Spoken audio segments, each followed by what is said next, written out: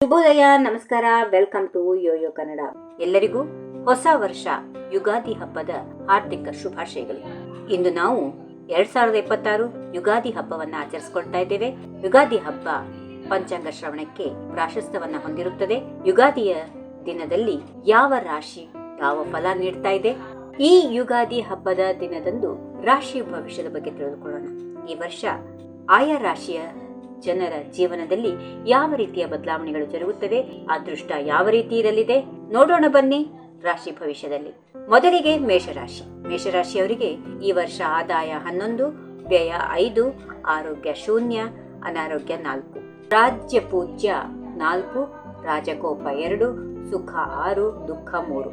ಇನ್ನು ಒಟ್ಟಾರೆಯಾಗಿ ಹೇಳಬೇಕು ಅಂದ್ರೆ ಆದಾಯ ಚೆನ್ನಾಗಿರುತ್ತದೆ. ರಾಶಿಯವರಿಗೆ ಮೇಷರಾಶಿಯವರಿಗೆ ಆರೋಗ್ಯದ ಕಡೆ ಕಾಳಜಿ ಇಟ್ಕೊಳ್ಬೇಕು.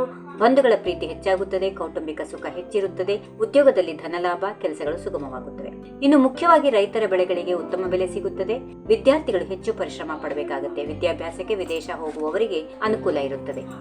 ಉದ್ಯೋಗದಲ್ಲಿ ಉನ್ನತ ಸ್ಥಾನ ಸಿಗಬಹುದು. ವ್ಯಾಪಾರ ವ್ಯವಹಾರಗಳಲ್ಲಿ ಅನುಕೂಲ. ವಿವಾಹ ಸಂಬಂಧಗಳು ಒದಗಬಹುದು.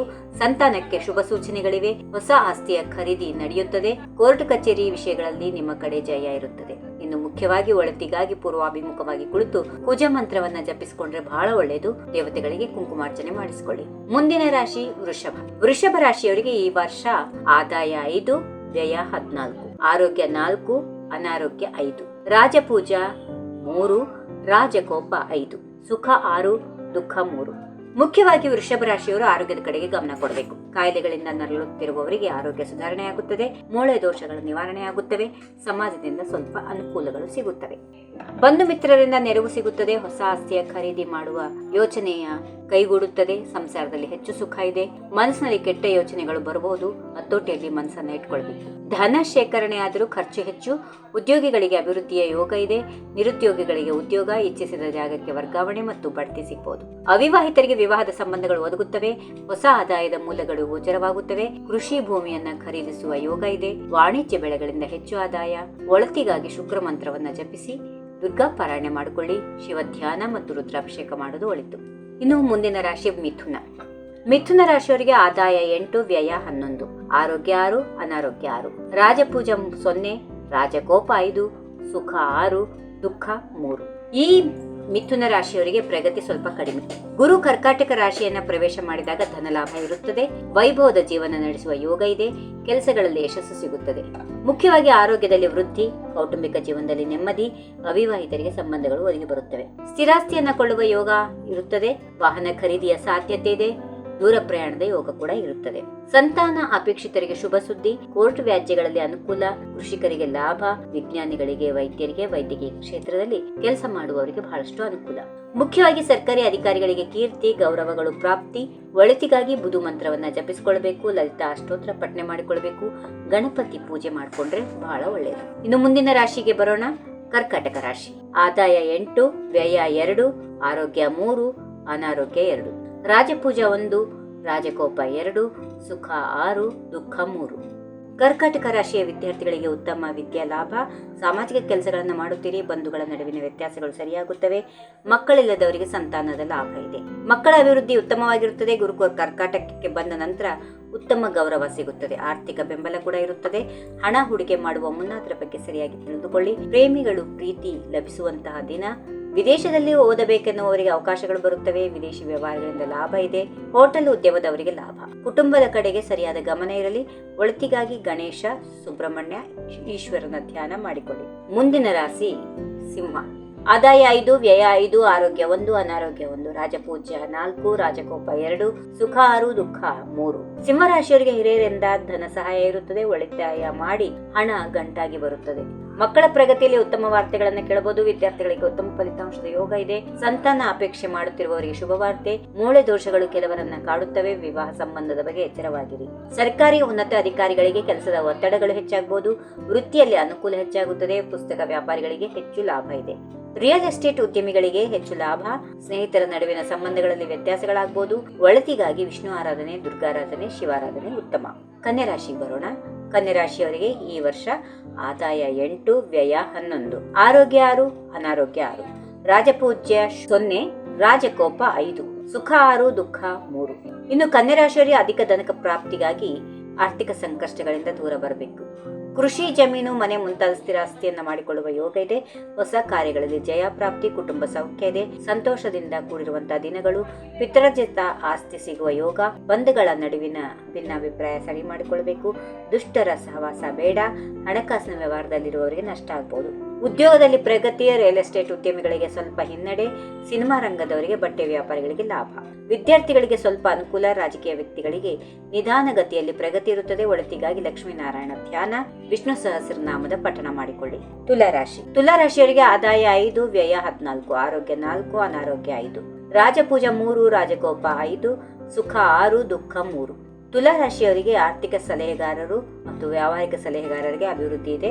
ಸುಗಂಧ ದ್ರವ್ಯಗಳನ್ನು ಮಾರುವವರಿಗೆ, ಅಲಂಕಾರಿಕ ಬಟ್ಟೆಗಳನ್ನು ಮಾಡಿ ಮಾರುವವರಿಗೆ ಲಾಭ ಇರುತ್ತದೆ. ಶಿಕ್ಷಣ ಸಂಸ್ಥೆಗಳನ್ನು ನಡೆಸುವವರಿಗೆ ಹೆಚ್ಚು ಅನುಕೂಲ ಇದೆ. ಆಭರಣ ವ್ಯಾಪಾರಿಗಳಿಗೆ, ವಸ್ತ್ರಾಲಂಕಾರ ಮತ್ತು ಕೇಶಾಲಂಕಾರ ಮಾಡುವವರಿಗೆ ಹೆಚ್ಚು ಆದಾಯ ಪ್ರಾಪ್ತಿ. ಕುಟುಂಬದಲ್ಲಿ ನೆಮ್ಮದಿ ಇರುತ್ತದೆ. ಅವಿವಾಹಿತರಿಗೆ ಸಂಬಂಧಗಳು ಒದಗಿ ಬರುತ್ತವೆ. ರಾಜಕಾರಣಿಗಳು ಮಾತಾಡುವಾಗ ಎಚ್ಚರವಾಗಿ ಇರಬೇಕು.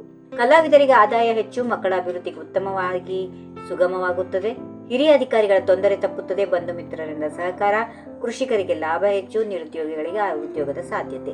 ಮೂತ್ರ ಸಂಬಂಧಿ ದೋಷಗಳು ಕೆಲವರನ್ನ ಕಾಡಬಹುದು. ಪುಣ್ಯಕ್ಷೇತ್ರ ದರ್ಶನಗಳು ಯೋಗ ಇದೆ. ಪ್ರಮುಖ ವ್ಯಕ್ತಿಗಳ ಭೇಟಿಯಾಗಿ ನಿಮ್ಮ ಕೆಲಸಗಳು, ಕಾರ್ಯಗಳು ಸುಲಭವಾಗಿ ಜರುಗುತ್ತವೆ. ಒಳಿತಿಗಾಗಿ ಲಕ್ಷ್ಮಿ, ಈಶ್ವರ, ಸುಬ್ರಹ್ಮಣ್ಯರ ಧ್ಯಾನ, ಆರಾಧನೆಗಳು ಮಾಡಿ. ವೃಶ್ಚಿಕ ರಾಶಿ. ಆದಾಯ 11, ವ್ಯಯ 5, ಆರೋಗ್ಯ 0, ಅನಾರೋಗ್ಯ 4, ರಾಜಪೂಜೆ 4, ರಾಜಕೋಪ 2, ಸುಖ 6, ದುಃಖ 3. ಸೇನೆ ಮತ್ತು ಆರಕ್ಷಕರು ಮತ್ತು ಖಾಸಗಿ ಡಿಟೆಕ್ಟಿವ್ ಏಜೆನ್ಸಿಗಳಲ್ಲಿ ಕೆಲಸ ಮಾಡುವವರಿಗೆ ಅಭಿವೃದ್ಧಿ ಇರುತ್ತದೆ. ಆರೋಗ್ಯದಲ್ಲಿ ಸುಧಾರಣೆ ಇದೆ. ಕಷ್ಟಗಳು ಸ್ವಲ್ಪ ಪರಿಹಾರವಾಗುತ್ತವೆ. ಗುರು ಕರ್ನಾಟಕ ರಾಶಿಗೆ ಬಂದ ನಂತರ ಸ್ಥಿರಾಸ್ತಿಯನ್ನ ಕೊಳ್ಳಲು ಮುಂದುವರಿಬಹುದು. ಪಾಲುದಾರಿಕಾ ವ್ಯವಹಾರಗಳಲ್ಲಿ ಹೆಚ್ಚು ಅನುಕೂಲ ಇದೆ. ಆಭರಣಗಳನ್ನು ಕೊಳ್ಳುವಾಗ ಯೋಗ ಚೆನ್ನಾಗಿರುತ್ತದೆ. ಪಾಲುದಾರಿಕಾ ವ್ಯವಹಾರದಲ್ಲಿ ಅನುಕೂಲ ಹೆಚ್ಚು. ರೈತರಿಗೆ ಆದಾಯ ಹೆಚ್ಚು. ಸಾಂಪ್ರದಾಯಿಕ ಕೃಷಿ ಮಾಡುವವರಿಗೆ ಬೇಡಿಕೆ ಹೆಚ್ಚಾಗುತ್ತದೆ. ನವೋದ್ಯಮಿಗಳಿಗೆ ಉತ್ತಮ ಕಾಲ. ಉದ್ಯೋಗವನ್ನ ಆರಿಸುತ್ತಿರುವವರಿಗೆ ಉತ್ತಮ ಕಾಲ. ಸಂತಾನ ಅಪೇಕ್ಷಿತರಿಗೆ ಶುಭ ಸುದ್ದಿ. ಒಳಿತಿಗಾಗಿ ಸುಬ್ರಹ್ಮಣ್ಯ, ದುರ್ಗಾ, ಶನೀಶ್ವರನ ಧ್ಯಾನ ಮಾಡಿ. ಮುಂದಿನ ರಾಶಿ ಧನು. ಧನು ರಾಶಿಗೆ ಆದಾಯ 14, ವ್ಯಯ 11, ಆರೋಗ್ಯ 5, ಅನಾರೋಗ್ಯ 2, ರಾಜಪೂಜ್ಯ 3, ರಾಜಕೋಪ 5, ಸುಖ 6, ದುಃಖ 3. ಆರೋಗ್ಯದಲ್ಲಿ ಸ್ವಲ್ಪ ಏರ್ಪೇರಾಗಬಹುದು. ನಂಬಿಕೆ ದ್ರೋಹ ಜರುಗಬಹುದು. ಆದರೆ ಪ್ರಾಮಾಣಿಕ ಪ್ರಯತ್ನಕ್ಕೆ ಫಲ ಸಿಗುತ್ತದೆ. ಜಮೀನಿನ ಮೇಲೆ ಹಣ ಹೂಡಿಕೆ ಮಾಡಬಹುದು. ಆಭರಣಗಳನ್ನ ಕೊಡಬಹುದು. ಹೋಟೆಲ್ ಉದ್ಯಮದವರಿಗೆ, ಕಿರಾಣಿ ಅಂಗಡಿಯವರಿಗೆ ಅನುಕೂಲ. ವೈದ್ಯಕೀಯ ಕ್ಷೇತ್ರದಲ್ಲಿ ಸಾಕಷ್ಟು ಪ್ರಗತಿ ಇದೆ. ಸರ್ಕಾರಿ ಅಧಿಕಾರಿಗಳು ತಮ್ಮ ಎಲ್ಲೆ ಮೀರಿ ನಡೆಯಬಾರದು. ಕುಟುಂಬದಲ್ಲಿ ಸ್ವಲ್ಪ ಕಿರಿಕಿರಿ ಬರಬಹುದು. ಯಾರಿಗೂ ಯಾವುದೇ ರೀತಿಯ ಭರವಸೆಗಳನ್ನ ಕೊಡಬೇಡಿ. ಕೆಲಸಗಳಿಂದ ಸ್ವಲ್ಪ ಹಿನ್ನಡೆ ಆಗಬಹುದು. ಸಮಾಜದಿಂದ ಗೌರವ ಸಿಗುತ್ತದೆ. ಅಪೇಕ್ಷಿಸಿದ ಜಾಗಕ್ಕೆ ವರ್ಗಾವಣೆ ಆಗುತ್ತದೆ. ಉನ್ನತ ಹುದ್ದೆ ದೊರೆತರೂ ಒತ್ತಡಗಳು ಇರುತ್ತವೆ. ಹೆಚ್ಚು ಬಂಡವಾಳ ಹಾಕಿ ಯಾವುದೇ ವ್ಯವಹಾರವನ್ನ ಪ್ರಾರಂಭಿಸಬೇಡಿ. ವಿದ್ಯಾರ್ಥಿಗಳು ಸ್ವಲ್ಪ ಹೆಚ್ಚು ಶ್ರಮ ಹಾಕಬೇಕು. ಮನೆಯಲ್ಲಿ ಶುಭ ಕಾರ್ಯಗಳಾಗುತ್ತವೆ. ಒಳಿತಿಗಾಗಿ ದತ್ತಾತ್ರೇಯರ ಆರಾಧನೆ, ಗುರುಗಳ ಆರಾಧನೆಯನ್ನು ಮಾಡಿ. ಮುಂದಿನ ರಾಶಿ ಮಕರ. ಮಕರ ರಾಶಿಯವರಿಗೆ ಆದಾಯ 2, ವ್ಯಯ 8, ಆರೋಗ್ಯ 6, ಅನಾರೋಗ್ಯ 4, ರಾಜಪೂಜ 4, ರಾಜಕೋಪ 2, ಸುಖ 6, ದುಃಖ 3. ಧನಕ್ಕಾಗಿ ಕಷ್ಟಪಡುತ್ತಿದ್ದವರಿಗೆ ಒಳಿತಿಗಾಗಿ ಧನ ಸಂಪಾದನೆ ಹೆಚ್ಚುತ್ತದೆ. ಅವಿವಾಹಿತರಿಗೆ ವಿವಾಹ ಸಂಬಂಧಗಳು ಒದಗಿ ಬರುತ್ತವೆ. ವಕ್ರ ಶನಿಯಿಂದಾಗಿ ಸ್ವಲ್ಪ ತೊಂದರೆಗಳು ಬಂದರೂ ಹಾನಿಯೇನೂ ಇಲ್ಲ. ಸ್ವಲ್ಪ ಅಪವಾದಗಳು ಬರಬಹುದು. ಹಿತಶತ್ರುಗಳಿಂದ ತೊಂದರೆ ಇದೆ. ಉದ್ಯೋಗದಲ್ಲಿ ದೊಡ್ಡ ಮಟ್ಟದ ಬದಲಾವಣೆಗಳಿಗಾಗಿ ಸ್ಥಾನ ಸಿಗುತ್ತದೆ. ಆರ್ಥಿಕ ಸ್ಥಿತಿ ಉತ್ತಮಗೊಂಡು ಹಳೆಯ ಸಾಲಗಳನ್ನು ತೀರಿಸಿಬಿಡಬಹುದು. ವೃತ್ತಿಯ ಸ್ಥಳದಲ್ಲಿ ಹಿರಿಯ ಅಧಿಕಾರಿಗಳ ಕೃಪೆಯಿಂದ ಬಡ್ತಿ. ನಿರುದ್ಯೋಗಿಗಳಿಗೆ ಕೆಲಸ ಸಿಗುತ್ತದೆ. ಅನಾವಶ್ಯಕ ವಿಚಾರಗಳಲ್ಲಿ ತಲೆ ಹಾಕಬೇಡಿ. ಶತ್ರುಗಳ ವಿರುದ್ಧ ಜಯ. ಶುಭ ಕಾರ್ಯಗಳಿಗಾಗಿ ಹೆಚ್ಚು ಹಣ ಖರ್ಚು. ರೈತರ ಕೃಷಿಗಳಿಗೆ ಹೆಚ್ಚು ಹಣ ಖರ್ಚು ಮಾಡುವುದು ವಾಪಸ್ ಬರುತ್ತದೆ. ಮತ್ತೆ ಅದು ಕೂಡ ಯಾವುದೇ ಕೆಲಸಕ್ಕಾಗ್ಲಿ ಪರಾವಲಂಬನೆ ಖಂಡಿತ ಬೇಡ. ಪಾಲುದಾರಿಕಾ ವ್ಯವಹಾರಗಳಲ್ಲಿ ಎಚ್ಚರ ವಹಿಸಿ. ಹೊಸ ಹೂಡಿಕೆ ಬಗ್ಗೆ ತಿಳಿದು ಮುನ್ನಡೆಯಿರಿ. ಇನ್ನು ಒಳ್ಳೆಯದಕ್ಕಾಗಿ ಗೋವಿಂದ ನಾಮಸ್ಮರಣೆ, ಶನೇಶ್ವರನ ಧ್ಯಾನ, ಈಶ್ವರನ ಪೂಜೆ ಮಾಡಿಕೊಂಡ್ರೆ ಉತ್ತಮ. ಮುಂದಿನ ರಾಶಿ ಕುಂಭ. ಕುಂಭರಾಶಿಯವರಿಗೆ ಈ ವರ್ಷ ಆದಾಯ 2, ವ್ಯಯ 8, ಆರೋಗ್ಯ 6, ಅನಾರೋಗ್ಯ 4, ರಾಜಪೂಜೆ 4, ರಾಜಕೋಪ 2, ಸುಖ 6, ದುಃಖ 3. ಕುಟುಂಬದಲ್ಲಿನ ನೆಮ್ಮದಿ ಗುರು ಕರ್ಕಾಟಕಕ್ಕೆ ಬಂದಾಗ ಸ್ವಲ್ಪ ಕಡಿಮೆ ಆಗುತ್ತದೆ. ಕುಟುಂಬ ಸದಸ್ಯರ ಜೊತೆ ಕಿರಿಕಿರಿ ಆಗಬಹುದು. ಹೂಡಿಕೆ ಬಗ್ಗೆ ಹೆಚ್ಚು ಜಾಗೃತರಾಗಿರಿ. ಬಾಂಧವರಿಂದ ಕಿರಿಕಿರಿಗಳು ಉಂಟಾಗುವ ಸಾಧ್ಯತೆಗಳಿವೆ. ಕೆಲಸಗಳು ನಡೆದರೂ ಮನಸ್ಸಿಗೆ ತೃಪ್ತಿ ಇರೋದಿಲ್ಲ. ಖರ್ಚು ಹೆಚ್ಚಾಗುವ ಸಾಧ್ಯತೆ. ಕೋರ್ಟ್ ವ್ಯವಹಾರಗಳು ನಿಧಾನಗತಿಯಲ್ಲಿರುತ್ತವೆ. ವ್ಯವಹಾರಗಳಲ್ಲಿ ಅಲ್ಪ ಲಾಭ ಇದೆ. ಉದ್ಯೋಗಿಗಳಿಗೆ ಹೊಸ ಸ್ಥಾನ ಸಿಕ್ಕರು ಅದು ಮುಳ್ಳಿನ ಹಾಸಿಗೆ ಆಗಿರುತ್ತದೆ. ಸ್ನೇಹಿತರು ಮೋಸ ಮಾಡಬಹುದು, ಎಚ್ಚರವಾಗಿರಿ. ಕೃಷಿಕರಿಗೆ ಹೆಚ್ಚು ಲಾಭ, ಧೈರ್ಯದಿಂದ ಎದುರಿಸಿ, ಮುನ್ನಡೆಯಲ್ಲಿ ಜಯ ನಿಮ್ಮದಾಗುತ್ತದೆ. ವಿದ್ಯಾರ್ಥಿಗಳಿಗೆ ಹೆಚ್ಚಿನ ಯಶಸ್ಸು ಸಿಗುತ್ತದೆ. ಸ್ತ್ರೀಯರಿಗೆ ಆಭರಣಗಳನ್ನು ಕೊಳ್ಳುವ ಯೋಗ ಇದೆ. ದ್ರವರೂಪಿ ವಸ್ತುಗಳನ್ನು ಮಾರಾಟ ಮಾಡುವವರಿಗೆ ಲಾಭ ಹೆಚ್ಚಾಗುತ್ತದೆ. ವೈದ್ಯಕೀಯ ಕ್ಷೇತ್ರದಲ್ಲಿರುವವರಿಗೆ ಮುನ್ನಡೆ. ಒಳಿತಿಗಾಗಿ ನರಸಿಂಹ ಧ್ಯಾನ, ಆಂಜನೇಯನ ಆರಾಧನೆ. ಇನ್ನು ಕೊನೆಯದಾಗಿ ಮೀನರಾಶಿ. ಆದಾಯ 14, ವ್ಯಯ 11, ಆರೋಗ್ಯ 5, ಅನಾರೋಗ್ಯ 2, ರಾಜಪೂಜೆ 3, ರಾಜಕೋಪ 5, ಸುಖ 6, ದುಃಖ 3. ಮನೆಯಲ್ಲಿ ಮಂಗಳ ಕಾರ್ಯಗಳು ನಡೆಯಬಹುದು. ನೂತನ ಗೃಹ ಮತ್ತು ವಸ್ತ್ರಾಭರಣಗಳನ್ನು ಕೊಳ್ಳುವ ಯೋಗ ಇದೆ. ದಾನ ಧರ್ಮಗಳನ್ನು ಮಾಡುವ ಸಾಧ್ಯತೆಗಳಿವೆ. ಹೊಸ ಸ್ಥಿರಾಸ್ತಿ ಮಾಡಬಹುದು. ವ್ಯಾಪಾರದಲ್ಲಿ ಲಾಭ ಇದೆ. ದುಂದು ವೆಚ್ಚಗಳಿಗೆ ಕಡಿವಾಣ ಹಾಕಿ ಆರೋಗ್ಯದಲ್ಲಿ ಸುಧಾರಣೆ ಕಾಣಬಹುದು. ವಿದ್ಯಾರ್ಥಿಗಳಿಗೆ ಶ್ರಮಕ್ಕೆ ಫಲ ಇರುತ್ತದೆ. ನೌಕರರಿಗೆ ಲಾಭದಲ್ಲಿ, ಉದ್ಯೋಗದಲ್ಲಿ ಸಾಕಷ್ಟು ಅಭಿವೃದ್ಧಿ ಇದೆ. ನಿರುದ್ಯೋಗಿಗಳಿಗೆ ನೌಕರಿ ಸಿಗುತ್ತದೆ. ಮಾನಸಿಕ ಶಾಂತಿ, ಕುಟುಂಬ ನೆಮ್ಮದಿಯನ್ನ ನೋಡಬಹುದು. ಸೇವಕ ವರ್ಗದವರಿಂದ ಇದ್ದ ಕಿರಿಕಿರಿಗಳು ತಪ್ಪುತ್ತವೆ. ಅವಿವಾಹಿತರಿಗೆ ವಿವಾದ ಸಂಬಂಧಗಳು ಬರುತ್ತವೆ. ಒಳಿತಿಗಾಗಿ ಶಿವ, ಸುಬ್ರಹ್ಮಣ್ಯ, ದುರ್ಗಾರಾಧನೆ ಮಾಡಿಕೊಂಡ್ರೆ ಬಹಳ ಒಳ್ಳೆಯದು. ಹೀಗಿವೆ ರಾಶಿ ಫಲಗಳು.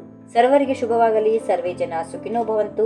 ನಮಸ್ಕಾರ. If you like this video, ಬೇಗ ಲೈಕ್ ಮಾಡಿ, ಕಾಮೆಂಟ್ ಮಾಡಿ, ಶೇರ್ ಮಾಡಿ ಹಾಗೂ ಯೋಯೋ ಟಿವಿ ಕನ್ನಡವನ್ನು ಸಬ್ಸ್ಕ್ರೈಬ್ ಮಾಡಿ.